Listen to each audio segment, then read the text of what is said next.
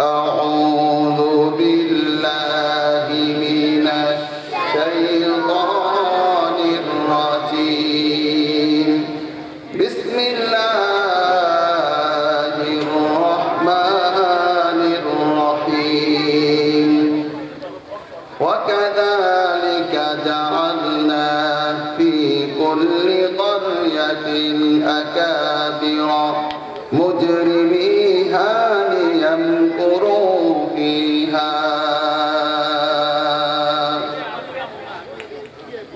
একটি আয়াত টোটালটা পাঠ করিনি, তার সামান্য একটু অংশ পাঠ করেছি। ইনশাআল্লাহ এখান থেকে কথা বলবো ইনশাআল্লাহ।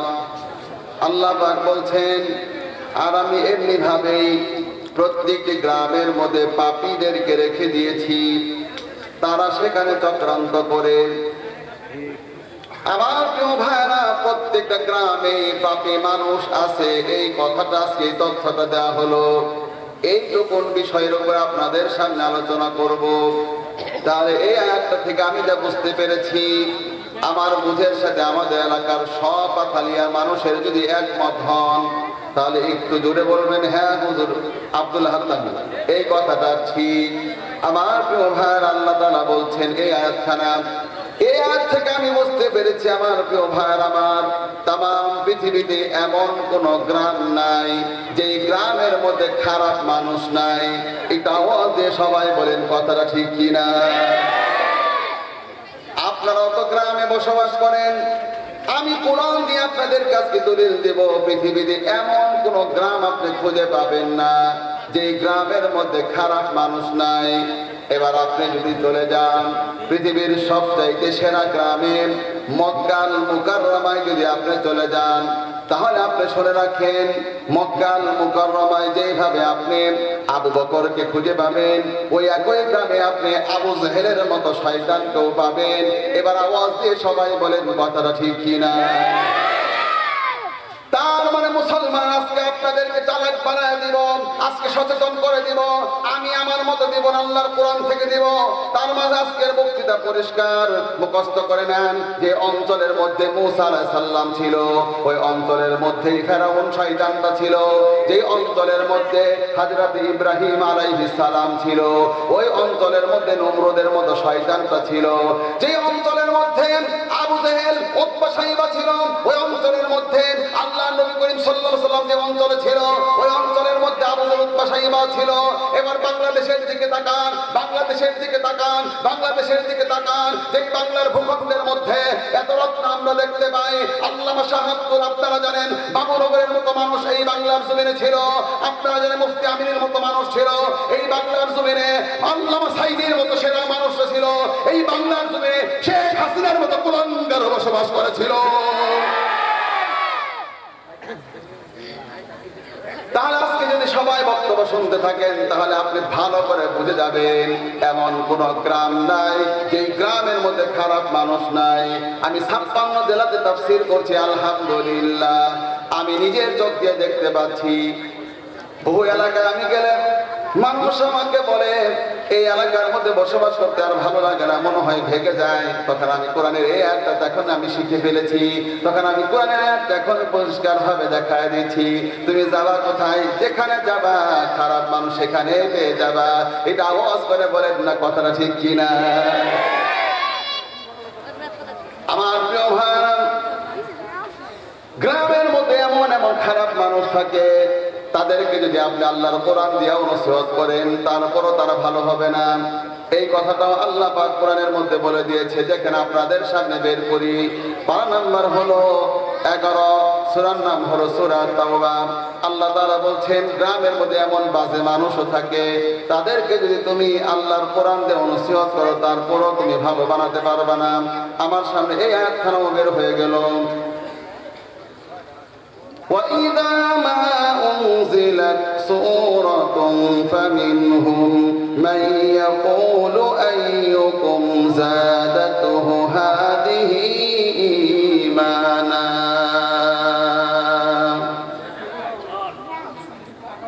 কি দুইটা সুন্দর করে বলা হলো।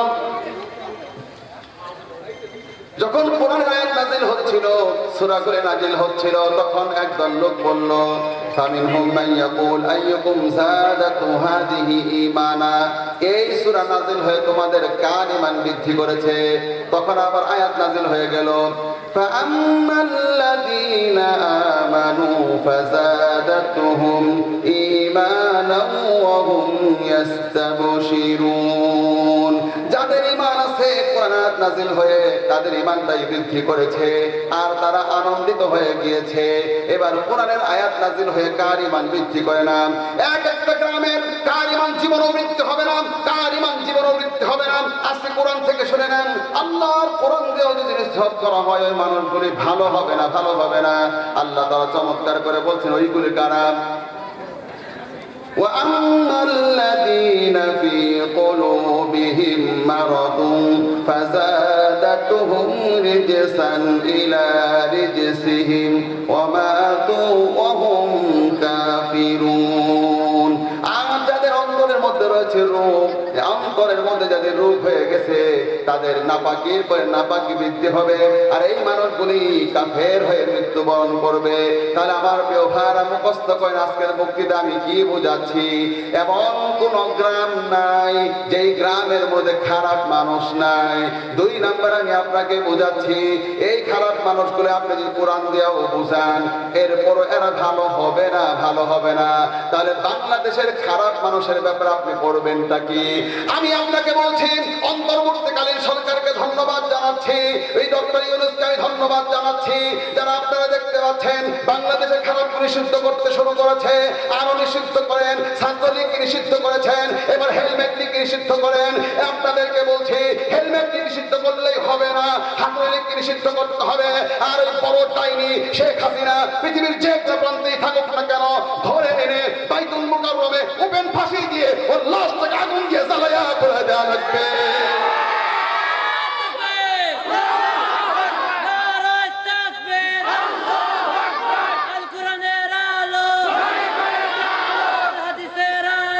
ভাই ভাই জানো ইসলামের শত্রুরা হুঁশিয়ার সাবধান। ভালো করে শোনেন, আল্লাহু আকবার। একেবারে পরিষ্কার সবাই বুঝে নিতে হবে। আবার কেউ ভাই হয় মাইকে স্লোগান দিবেন অথবা শুধুমাত্র এমনি স্লোগান দিবেন, কিন্তু আমার কেউ ভাই আজকের বক্তব্য সবাই শুনে তারপরে বাড়িতে যাবেন। আমি চাই এই মসজিদ থেকে, এই গুরুস্থান থেকে একটা ঐতিহাসিক বক্তৃতা হোক, এটা আমাদের এলাকার টোটাল পৃথিবীকে আমরা পরিচালিত করতে পারি। হকের পক্ষে আমরা সবাই থাকতে চাই, মুসলমান জানতে চাই রাজি আছেন কি নয়। আল্লাহ কি সুন্দর করে বলছেন, এই পৃথিবীতে এমন কোন গ্রাম নাই যে গ্রামের মধ্যে খারাপ মানুষ নাই। আমার চিন্তাটাই পরিবর্তন হয়ে গিয়েছে আয়াতটা পড়ার পরে। আমি তখন বললাম, কোরআনে কি তথ্যটা দিল রে? ওরে আল্লাহ, এমন তথ্যটা আমি জীবনেও শুনি নাই। তাই চিন্তা করলাম এবার বাংলাদেশ এটা ছড়ায় দিব, বাংলাদেশ সবগুলি মানুষকে সচেতন করে ছাড়বো ইনশাআল্লাহ। আমার প্রিয় ভাই এবার মুখস্থ করেন, এই খারাপ মানুষগুলোকে কোরআন দিয়া বুঝালেও তারা ভালো হবে না। দুই নাম্বার, এরা কোন ইমামের পিছনে আপনি নামাজ পড়েন? আমি এবার দলিল দিব, গ্রামের মধ্যে এমন এমন খারাপ মানুষ থাকে, তাদেরকে যে বিশ্ব নবীর পিছনেও মুসল্লি বানায় দেন তারপরও তারা ভালো হবে না। এবার আমি সেই দলিলটা দিব, আর কোরআনটা আমি কিন্তু বাসা থেকে নিয়ে আসি যাতে করে দেখায় দিতে পারি সবার চোখের সামনে। আল্লাহ নবীর পিছনে নামাজ পড়েছেন, বিশ্ব নবীর পিছনে নামাজ পড়েছে, কিন্তু আমার প্রিয় ভাইরা ভালো হতে পারে নাই। ওই মুসল্লি যেদিন মারা গেল তার ছেলেটার নাম ছিল আব্দুল্লাহ। আব্দুল্লাহ ছিল একজন ভালো মুসলমান। আব্দুল্লাহ এসে আল্লাহ নবীকে বললেন, ইয়া রাসূলুল্লাহ, ইয়া হাবিবাল্লাহ, আমার বাপটা মারা গিয়েছে, আমি কয়েকটা আবদার আপনার কাছে করব, মেহেরবানি করে দয়া করে আমার আবদারটা আপনি মঞ্জুর করে নেবেন। হুজুর বলেন, আব্দুল্লাহ তুমি বলো, তোমার কথাগুলি আমি শুনবো। এবার আব্দুল্লাহ বলেন, হুজুর আপনার জামাটা খুলে দেন। কয় কি আমার জামাটা দিব মানে? হুজুর আপনার জামাটা খুলে দেন। আপনার জামাটা খুলে দিলে এইটারে কাপড়ের কাপড় বানাবো, এরপর আমার বাবাকে এইটা দিয়ে কবরে পাঠাবো। আপনার কাফনে আপনার জামাটা যদি আমার বাবার কাফন হয় তাহলে কত সৌভাগ্য হয়ে যাবে। এবার আপনি বুঝেন বিষয়টা কত গুরুত্বপূর্ণ। নবীর জামা যদি আমি নিজে একটু পাইতাম, আল্লাহ যদি একটু ব্যবস্থা করে দিত, এতটুকু অংশ যদি নবীর জামা পেতাম, ওইটাই তো সেলাই করে অল টাইম আমি মাথার মধ্যে রেখে দিতাম। আপনারাও যদি নবীর জামা পেতেন, কতবার চুমু দিয়ে বুকের সাথে জড়ায় ধরে রাখতেন। আহারে, তখন কলিজার মধ্যে কত দুঃখ লাগে। আবু জেহেল হয়ে নবীকে দেখলো, কিন্তু আমরা নবীকে দেখতে পারলাম না, নবীকে দেখতে পারলাম না, নবীর কথা একটাবার শুনতেও পারলাম না। নবী এত ভালো মানুষ ছিল। শুনেন শুনেন, আপনি যদি নবীর কাছে গেতেন, এত সুন্দর আদর করে দিতেন, আপনার কলিজাটা ঠান্ডা হয়ে যেত। অসংখ্য মানুষ আছে সমুদ্রের পাড়ে গিয়ে দাঁড়ায় ভিতরটা শান্তি নেওয়ার জন্য, কিন্তু সমুদ্র যতটুকু শান্তি দিতে না পেরেছে, আমি যতটুকু ইতিহাস পড়ে আর কোরআন হাদিস পড়ে বুঝতে পেরেছি, নবীর সামনে একটা মানব, দুঃখী মানুষ যখন দাঁড়াতো, না খেয়ে থাকা লোক যখন দাঁড়াতো, তার খোদাগুলি সব শুরু হয়ে যেত এবং তার মন দিয়ে শান্তি দিয়ে ভরপুর হয়ে যেত। একটু মুসলমান আওয়াজ দিয়ে বলেন না সুবহানাল্লাহ।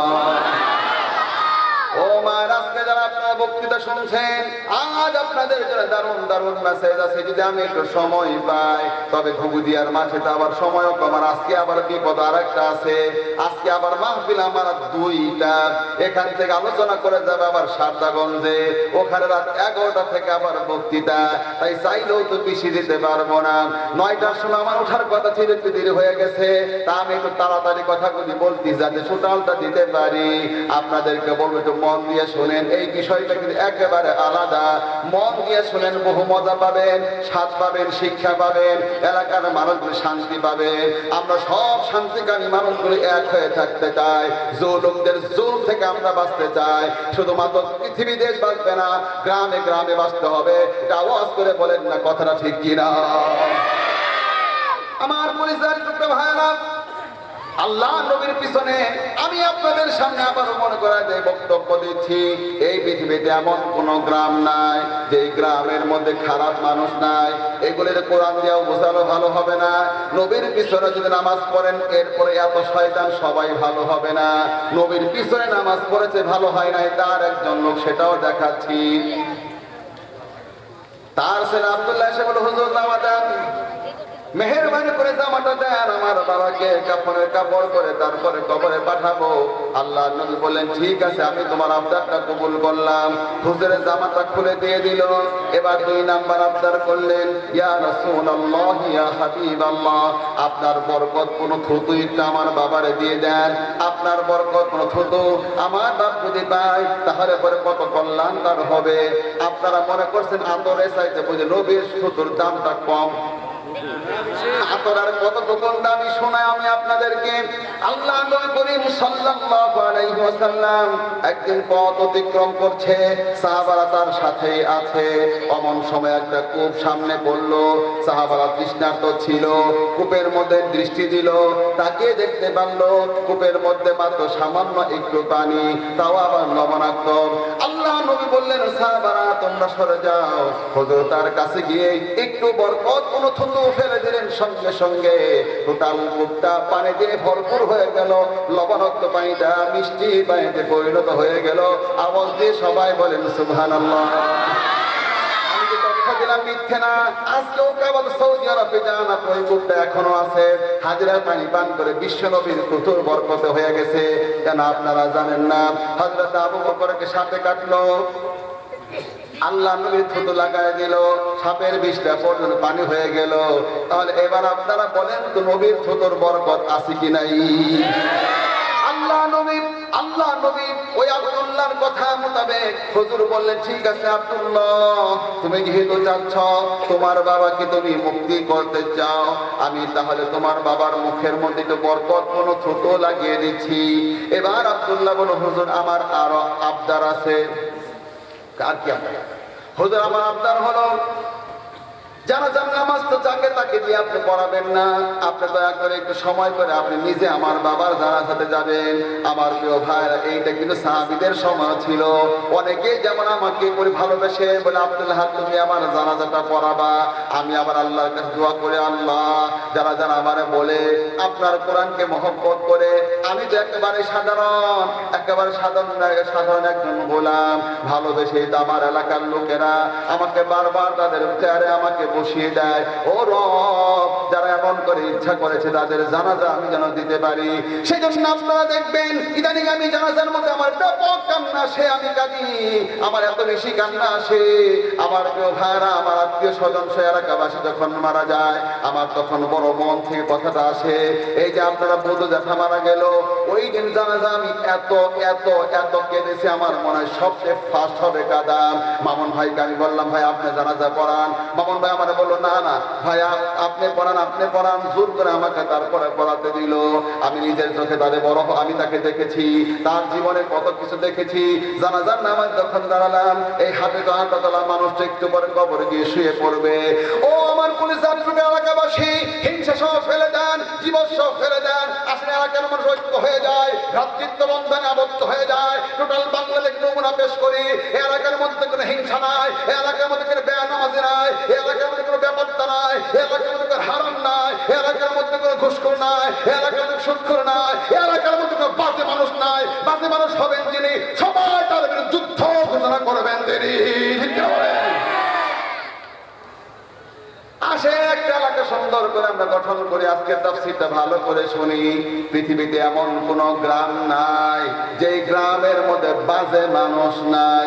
কোরআন আমি আপনাদেরকে দলিল দেখাতে পারবো, নবীকে বলতেছে বাজে মানুষ থেকে মুক্তি পাবা তুমি তখন, আসমানে উঠে যাবা যখন।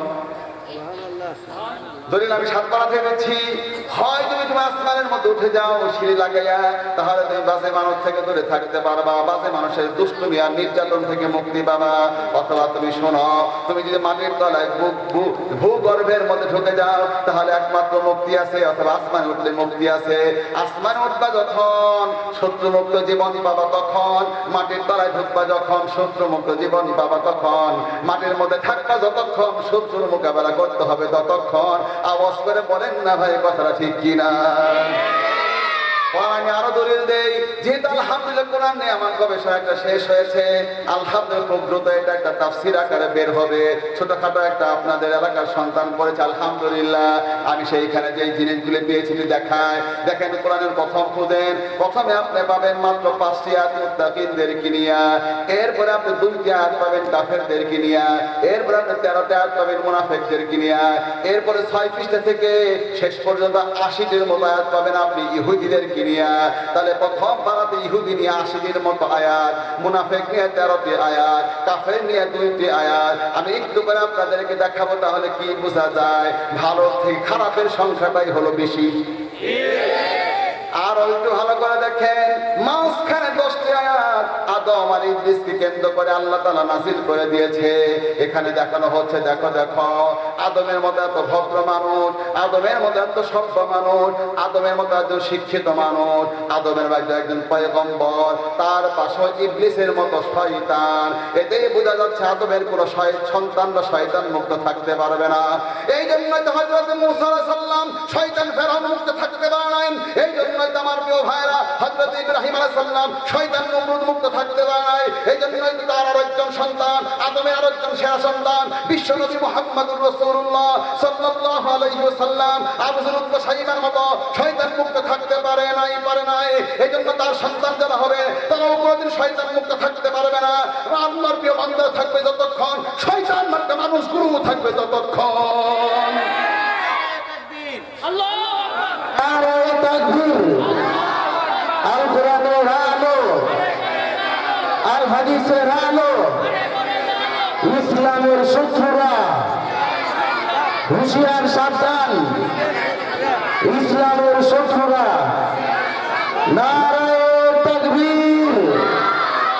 এবার 10 নম্বর পারাতে দেখেন, নবীর মুসল্লি মারা গেল, নবী তার জানাজা দিল। নবী জানাজার পরে ওই সাহাবী দোয়া করলো, হুজুর 2টি হাত তুলে আপনি ফরিয়াদ করবেন। আল্লাহ নবী 2টি হাত তুলে ফরিয়াদ করতেছে। 5টা বিষয় এই সাহাবীর, এই আল্লাহ নবীর এই মুসল্লি 1 নাম্বার তিনি নবীর হাতে হাত রেখে কালেমা পড়েছে। 2 নাম্বার নবীর জামাত পেয়েছে। 3 নাম্বার নবীর বরকত থুতু পেয়েছে।